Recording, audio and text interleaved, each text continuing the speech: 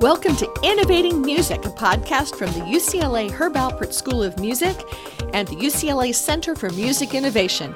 I'm your host, Dr. Gigi Johnson.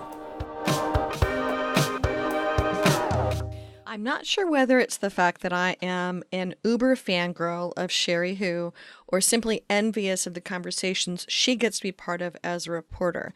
She writes for Billboard, she writes for Variety, Pitchfork, Music Business Worldwide, and lots of other organizations, and gets to be on that front cutting edge of change happening in technology and music.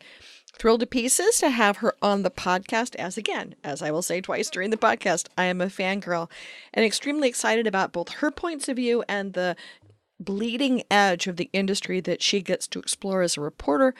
I very much enjoy her entire points of view on things, so please enjoy this podcast with Cheri when she was sort of between travels and catching up with her from all of her insights as she travels the world looking at technology and music. I will be speaking as fangirl interviewer. I usually don't do that. But how in the world did you get in this spot of going from somebody who was at Harvard in statistics and music to somebody who is able to have such a great lens on the changing music business? Thank you, first of all. I really appreciate it. And so I studied statistics and music as an undergrad. And I think on a more intellectual level, I've always been really interested in how statistics, how math, and how data analysis and data science can interact with the music industry, which is, I guess, on its surface and also at its core a very creative field, but also has a lot of mathematical elements to it as an art form. And then it was in summer after my sophomore year that I started getting more into the commercial aspects of what the intersection looks like. So I did a research project at Harvard Business School with their digital initiative because they were looking to launch a new music industry research project. And I thought that was at the perfect intersection of my own interests.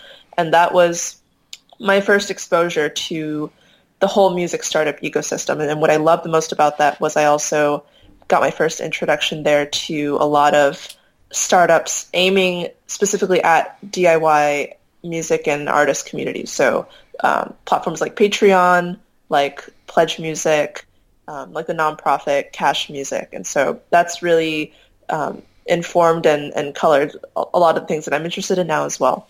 So I did that project, and I had so many ideas coming out of it, and I wasn't quite sure what was the best way to manifest those ideas and that interest, because there's so many different avenues I could go down. And I just started writing my own blog. It was very scrappy, like mostly just bullet points about my thoughts on music industry news. The semester after that project was also when I first started going to Berkeley in Boston, because they had a Rethink Music series of events and a research project. And so I tried to go to all of their conferences and take down notes. And then this one day in November, almost exactly 3 years ago, I walk into this media and advertising career fair at Harvard, and I just run into this Forbes editor at the Forbes table, and I'm telling him about my interest in music and tech and the research that I've done. And immediately he was like, we need more people to write more about streaming for us and about music and tech for us, because this is a really important space. And also that summer that I was doing research, I think that was the summer Apple Music had launched, and that had really changed the conversation, I think, about like what happens when these huge corporations go into streaming against the likes of Spotify. That's just being one example of a big news piece that was important to them. So, and I was just like in a mindset back then where I was not sure what the best next step was to do. And I was like, sure, I'll try this out. I really love to write. This is the perfect intersection of my interests. And then the more I wrote, the more I did realize that even still today, there aren't many people focusing specifically on this beat of music and tech. Like there are more and more articles about Spotify, but in terms of focusing on this one space, even still 3 years later, there's a lot of room to grow and expand. So yeah, it's just, I've stuck with it and I've loved doing it. It's allowed me to travel. It's allowed me to meet a lot of interesting people, to interview them and learn more about their story and what they're building as well. So So Yeah. you're not just reporting for Forbes though. You're also doing stuff for Billboard, and you've really, in a short period of time, really branched out to have a voice in many different spaces. Yes. So Billboard is my main outlet at the moment in terms of volume, and I just started writing for them last summer. And yeah, I've also published my first pieces in Variety and Pitchfork this year, and I've also started writing more analysis and opinion pieces for Music Business Worldwide, which is based in the UK. So yeah, that's been great too. Though has a gigantic fan base. Yes. It's got really great coverage and visibility into the space. So you really are, in many ways, you seem to show up everywhere, which is really cool. How do you stay current in this space that's changing weekly? Yes, that is a great question, and I think only a mounting challenge. So I think all journalists and all writers, or almost all of them, are also really active Twitter users, for better or for worse. Like Twitter is the best platform for them to get real-time information, and that's been a really invaluable resource for me, not just to keep up with the news, but also to keep tabs with what other people in the music industry are thinking, like people who are on Twitter. How are they reacting to the news? I feel like that's just as important to track as the news themselves. As far as keeping up with everything else, I subscribe to a ton of email newsletters. I have a bunch of Google Alerts set up for various news pieces related to music and tech startups, as well as specific companies like Spotify and Apple. So yeah, it's a mix of things. A lot of just scrappily searching on Google, just in terms of what how I come up with ideas for my own articles. A lot of it is just like free form exploring, gathering ideas in a document, and then seeing a trend come up and wanting to follow that deeper. So, And then yeah. you have your own newsletter as well. Or you have two newsletters. You have the thing with review, which I really like, and I love that as a tool. And so you've got a couple different ways that you're also sharing your voice as well and building a fan base, but people who are then following your work. So you're also having your own synthesis of the things you do that you're providing as well, right? Absolutely, yes. So as of now, I just have one newsletter, and yes, I run it on this platform called Review, which is really great. It allows anyone to start their own newsletter for free.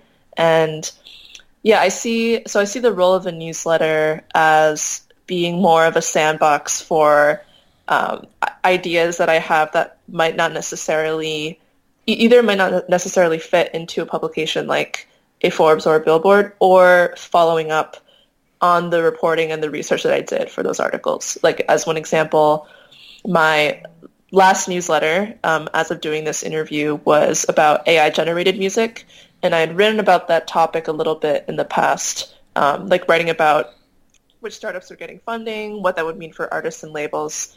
But there was a specific news piece, actually from outside of music, specifically Christie's auctioning off its first ever AI-generated artwork for a pretty good sum of money. It was like over $400,000 was the total closing price.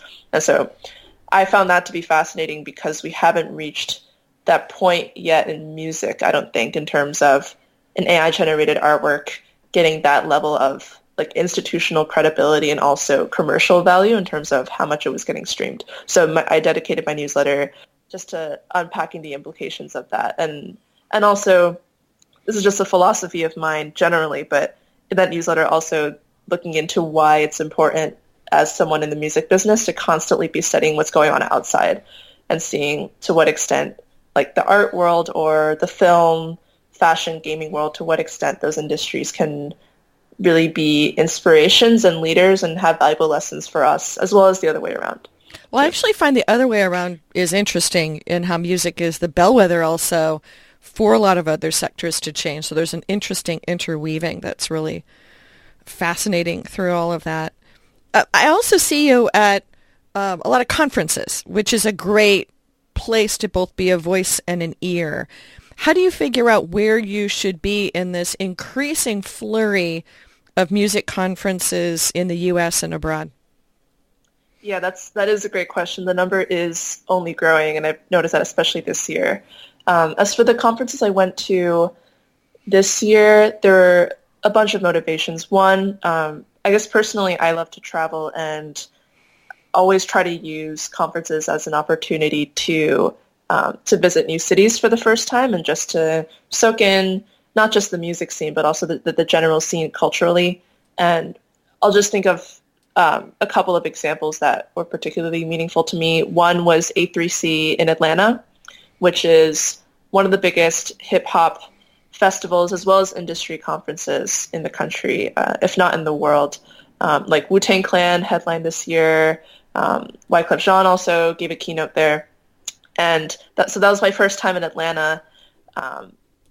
Despite, hearing about that city all the time, especially in the context of hip-hop being like the number one most consumed genre, being the number one streaming genre, and so much of the sounds that we're hearing coming out of Atlanta. So it just had, it's a really strong cultural as well as commercial center for music, I think. So I really enjoyed that trip.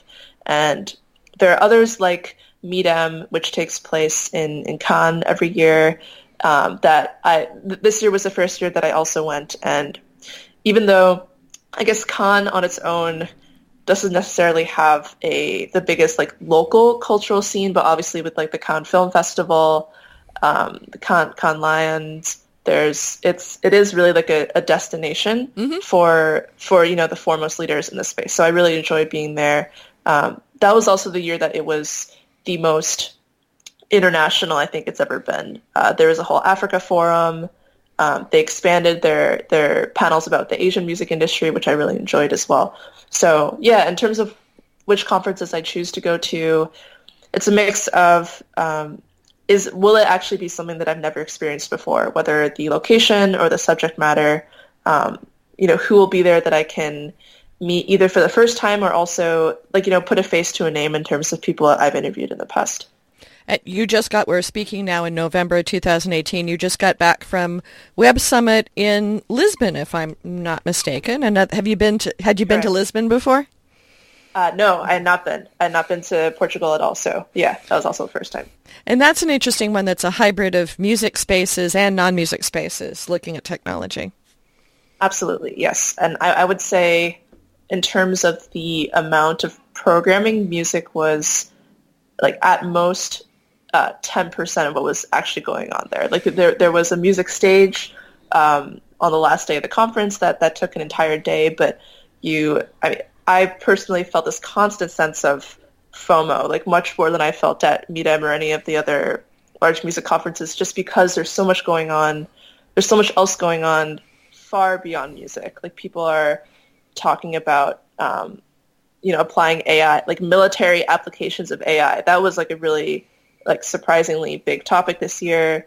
There are tons of VR, AR, tons of there's a whole film and TV stage that was really popular as well. So and I think the total attendance this year was 70,000 people. So it's such a huge conference. That's about the size of South by Interactive, I think. Yeah. And that's an interesting conference. I went to Web Summit when it was in Dublin when it hit, I think, 10,000 for the first time, and that was overwhelming at 10,000 people. Mm-hmm. So, yes. It's interesting how that the live conversation has gotten to be a very fear of missing out if you're not at the conference, and if you're at the conference, you're still running around like a maniac to be hearing the conversations you want to be part of. So yeah, absolutely, yeah. So you've got all this great stuff that you're looking at and seeing and doing. What is exciting you right now in terms of where music is going, kind of at the core and at the edges? That's a great distinction, like core versus at the edges. So as I said earlier, I'm constantly looking at how music is merging with other industries, to what extent that is really happening. And I'm about to finish up this post just on Medium, but I've written about it before, about music and esports. And I personally, I'm not an avid esports player, but I have a lot of friends who are. And even if I'm still not sure where it's going to go, but the space is just fascinating me. Like this year in 2018, Universal Music Group signed 2 separate deals with esports leagues one with Luminosity Gaming in Toronto, and another one, which is actually a joint venture record label with ESL, which is one of the biggest esports corporations, companies based in Germany. And so they're working on specifically developing musical talent to cater to esports communities. And the most extreme example of that I've seen this year is Riot Games, which is the developer behind League of Legends, which I think is the biggest esports game. They, at their latest championship, they launched like a K-pop group specifically for like League of Legends and for Riot Games. And the performance had a whole like augmented reality component as well, where the characters in the game were performing alongside these real live musicians, two Korean and two American, who were recruited to be part of this group. So that's just the most extreme example of these two worlds merging. And part of me thinks that it may be a bubble like this specifically in terms of music cashing on the esports hype, the fact that more and more people are competing all over the world, and it's attracting huge crowds. But I think this realization on the organizational level that it no longer makes sense to silo yourself as just a music company or just a gaming company or just a film company. Like, you need expertise across all of these different areas and investment in these areas within your own company in terms of like who you hire or who you're marketing to. That's a really interesting trend that people have been talking about ever since I've started writing, and I'm sure earlier, but we're really seeing the manifestation of what that might look like. And so esports is one example, and then just one other one I want to mention.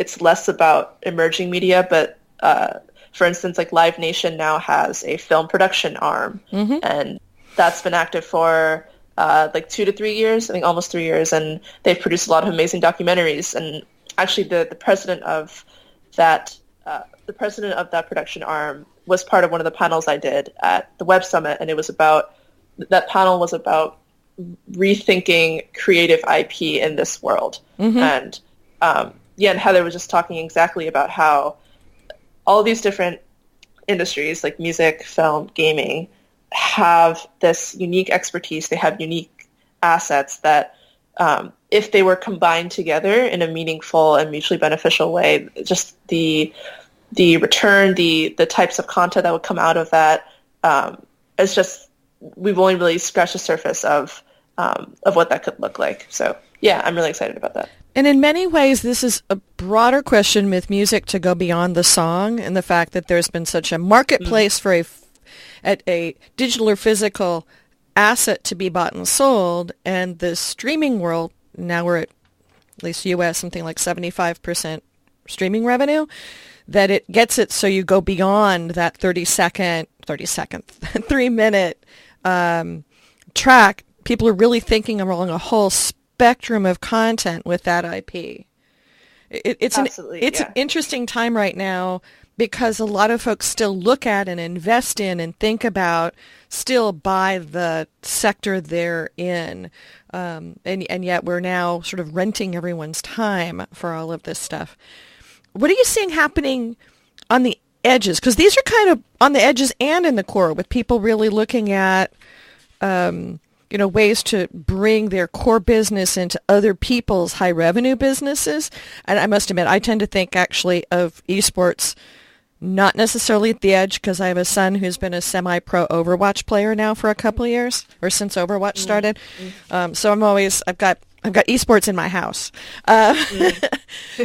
So we were talking about AI earlier. What are you seeing and hearing people talk about artificial intelligence in music? Yes, that was going to be the next thing I mentioned as something that's more on the edges for now, but is really, really fascinating to me.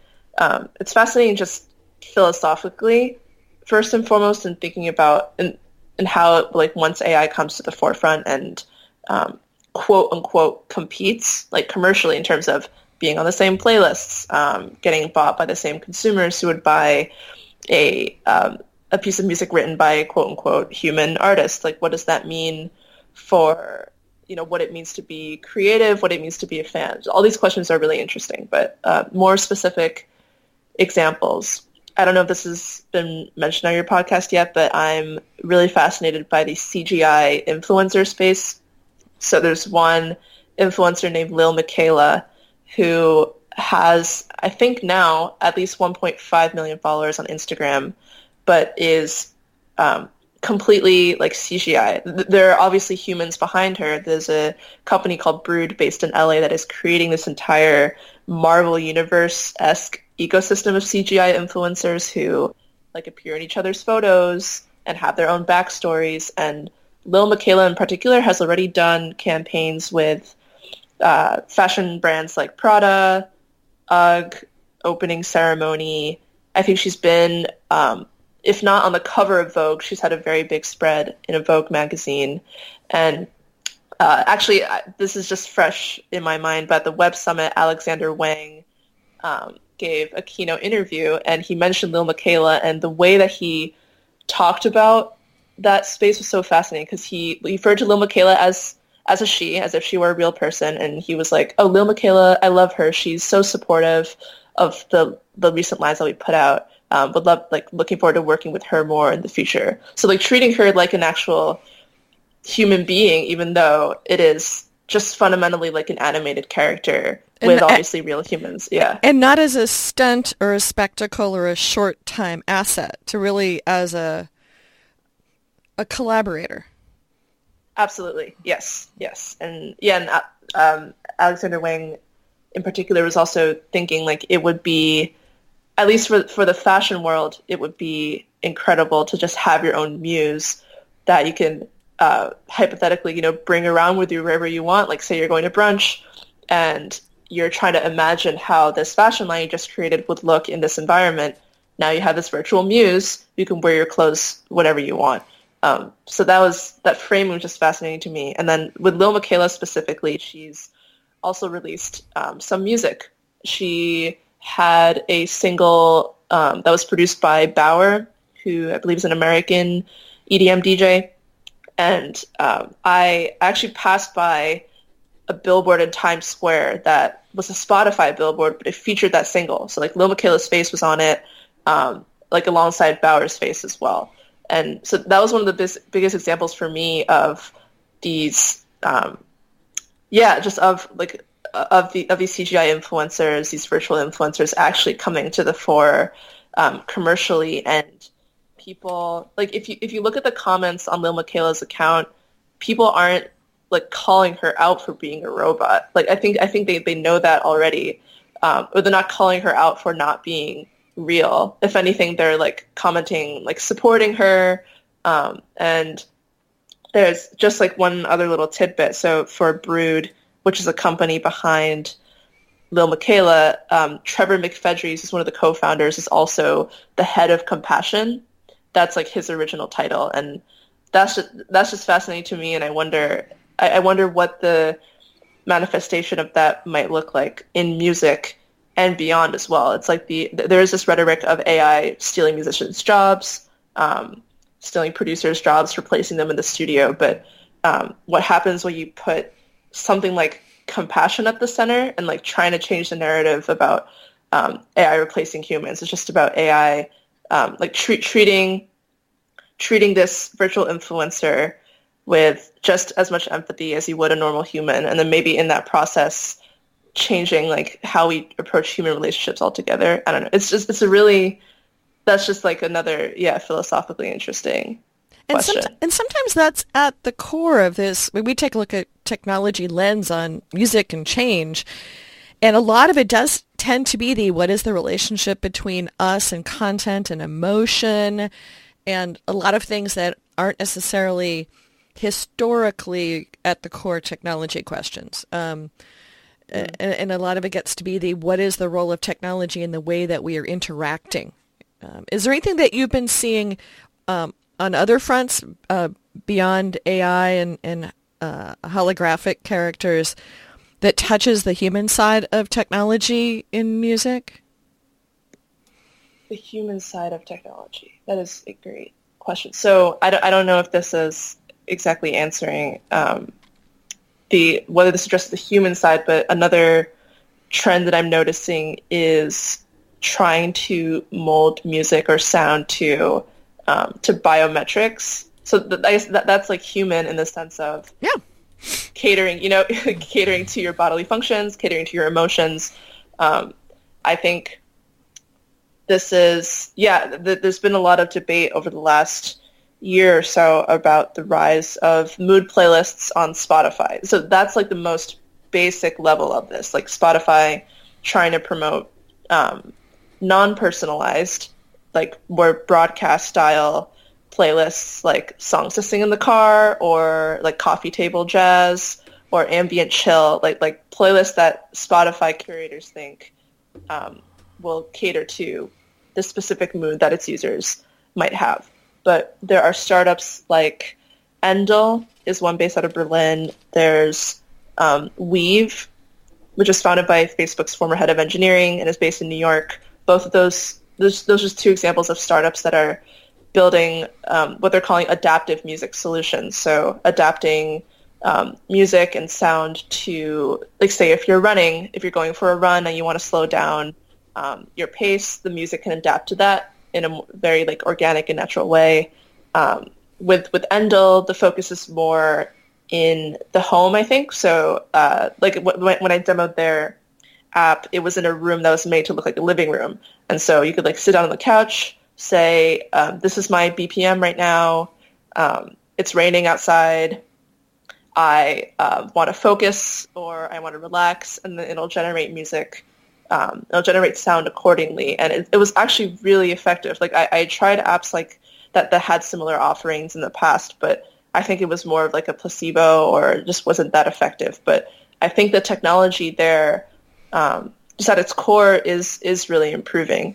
And people at labels are, looking at how to make the most of that. Like I think Endel, actually, not to keep bringing up the Web Summit, but at the Web Summit, Endel announced investment from one of the members of Major Lazer, which is a big, like electronic group. Yep. And so there are now like artists seeing this as having a lot more like creative potential. It's not cannibalizing, their careers or their creative process. If anything, it's showing them more of what could be possible. So, yeah.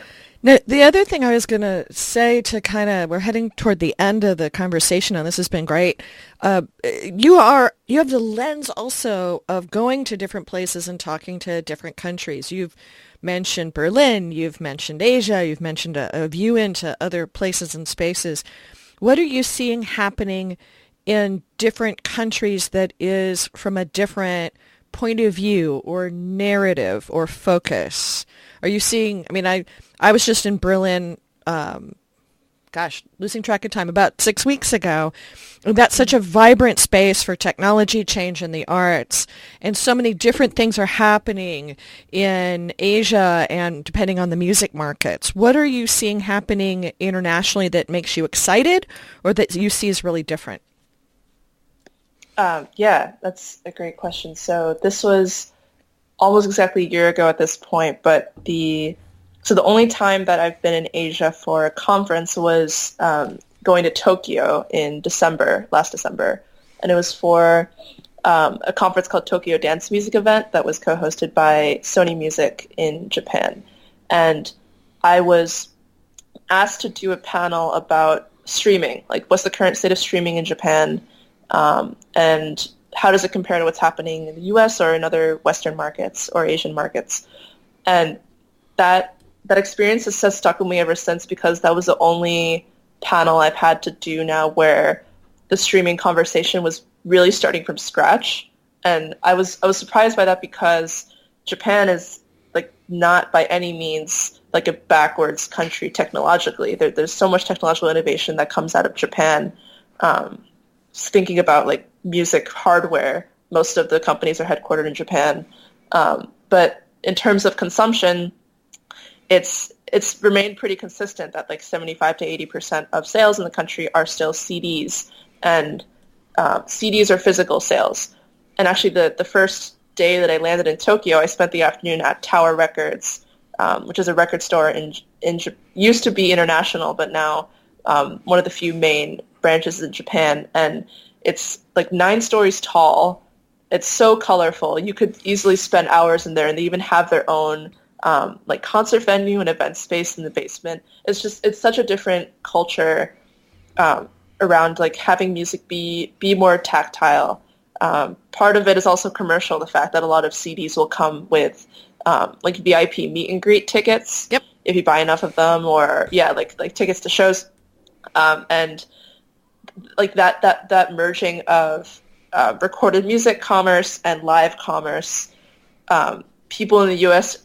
continually try to push that conversation. Like you see Spotify doing pre-sales for certain tickets to super fans of artists on their platform, but like that is still considered a new concept in the West, I think. Whereas in Japan, it's like baked into the culture. Yet something like streaming is still like pretty. I don't want to use the word behind, because I want to say the local industry is still thriving, but it definitely hasn't had that same level of adoption. So that's just one example. Let me just pause and back up on that, because some people may not know that then for the meet and greets that there's part of the CD case cover the spine that then you turn in at events. So you might have somebody going to 12 events of somebody they're a fan of, and they'll have bought 12 CDs. So it's not necessarily one CD to one fan to one potential concert experience, that it's sort of baked into the experience that you're going to be buying the physical good and not having a different consumption of it. Exactly, yeah.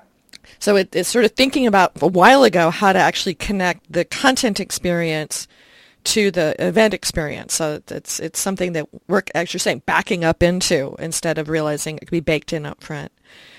Exactly, yeah. And there have been, one big example of something like that happening in the U.S. with mixed results is Taylor Swift's verified fan campaign, or just Ticketmaster's verified fan campaigns generally. And with the Taylor Swift example, the fact that you could increase your chances of getting an early pre-sale ticket by buying more merch, by buying CDs, like that was seen as very controversial, I think, by a lot of people, at least in the U.S. So, yeah, and in terms of like differences in music and tech, the more I research this topic, the more I realize a lot of it does boil down to just like deep set cultural differences that cannot be solved just by a matter of, let's like copy and paste what worked in this country and do it here because we have all the infrastructure for it. It's definitely like not that simple. And another key difference that I'm only really starting to get to know better is live streaming, and to what extent like personal live streaming especially in East and Southeast Asia, like China, Korea, and Japan, to what extent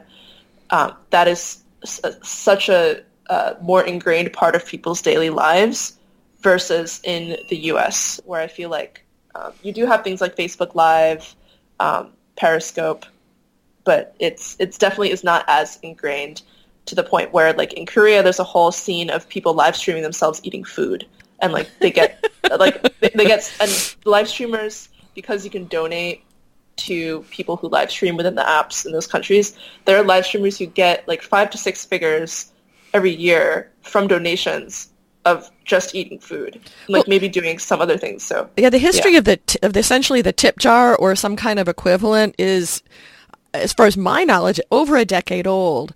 And so the whole concept of paying for having a connection to somebody is a fairly long one that, now we're talking about it with Twitch. Look, you can tip people. Well, no, that's not new. It's just new for folks who are U.S. based. And so a lot of it is interesting cultural scenes to it, especially as some markets are now dramatically shifting to streaming, that you've got a lot of interesting things going on, and yet people can see each other's markets. So we run into a lot of companies now who are then trying to bring their music of their country into the U.S. and Europe and make things very much cross-border, and you've got really interesting different perspectives from that. Well, thank you for joining us. Is there anything else you'd want to share to close out, or anything that we can follow you on, or what I've been having in the back of my mind for the past 10 minutes of our conversation? Do you have a book coming out, or are you doing something to kind of bring your expertise into a deeper set of combined thoughts? You just have great things that you touch on when you bring your articles to bear.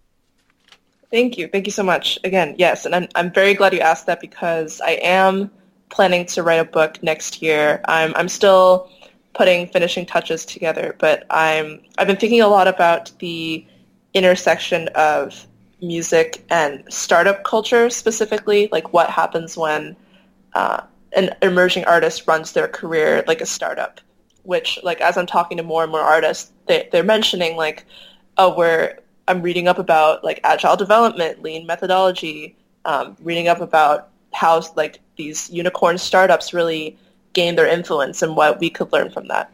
And I'm just fascinated by that and like what does that mean for the music that they end up making? Like, what does that mean for the way they engage with their fans? That's a space that I've really enjoyed.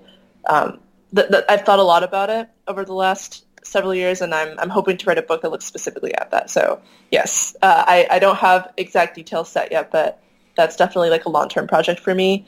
And yeah, in terms of where are the best places to follow me, I'm on Twitter all the time. My handle is at Cheri Hu 42. The number is 42. You can reach me. You can tweet at me there. I try to be as responsive as I can. So, yeah. And then my newsletter is Water and Music, which you can either find by Googling or on my website, which is cherihu.com. Excellent. Well, thank you for joining us and appreciate your insights. And I will continue to fangirl and follow your work and hopefully bump into you at various conferences in the wild. So thanks for joining us. Thank you. Thanks so much for having me. Great. Well, that wraps up this podcast. Many thanks to the UCLA Herb Alpert School of Music and the UCLA Center for Music Innovation for being our hosts of this ongoing series. You can subscribe to us in all the usual places, or you can come find us at innovation.schoolofmusic.ucla.edu. Join us again to follow the other adventures that we will be tracking down in innovating music. Thanks again.